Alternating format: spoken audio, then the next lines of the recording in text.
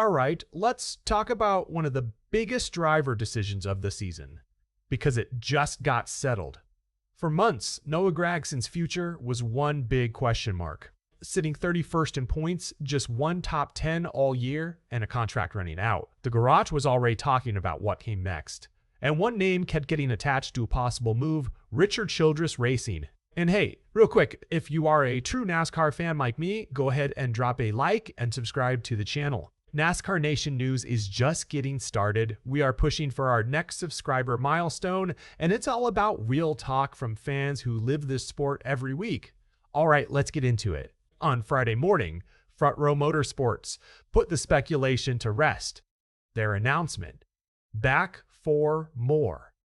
Noah Gragson is staying in the number 4 Ford through 2027 with team options that could extend the deal even longer. So RCR will have to look elsewhere. But here's the thing. The RCR rumors weren't just talk. There was real substance behind them. Bass Pro Shops owner Johnny Morris has known Gragson for years and helped fund his career early on. Morris also happens to be a primary sponsor at RCR. That relationship alone kept Gragson's name in the conversation, and he had already raced for RCR-affiliated teams in the lower series, so on paper, it made sense. There was a personality angle too. Dale Earnhardt Jr. publicly said Gragson's aggressive, polarizing style made him a natural cultural fit for the seat once held by Kyle Busch. That outlaw persona. The edge, the ability to stir things up. You're in the loop on all things Noah Gragson. Subscribe for more interesting stories. Now here's what most fans outside the garage didn't fully know. As Gragson's results slipped and the contract speculation grew louder, there was a specific reason behind the struggles. His crew chief from his Stuart Haas days, Drew Blickensturfer, the same guy he had his best results with back in 2024, got promoted to Front Row Motorsports competition director. That left Gragson paired with a first-year Cub crew chief, Grant Hutchins. And the two just never found their rhythm. One top 10 finish through 23 races.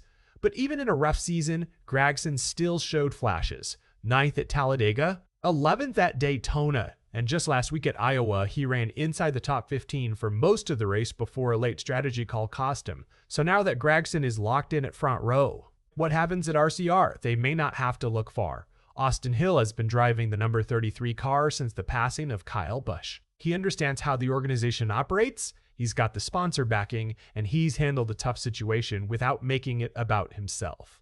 All signs point to Hill getting the full-time Cup seat in 2027, running alongside Austin Dillon. Jesse Love was also in the mix for that number 33 ride, but he's headed to Wood Brothers Racing instead, replacing Josh Berry in the number 21 car. So it's looking more and more like Austin Hill will keep piloting RCR's second Cup Series entry into 2027, and that move creates a new challenge for RCR, with Love heading to Wood Brothers and Hill locked into the number 33. The team now needs to find 2 new talents to fill the gap in their O'Reilly Series lineup.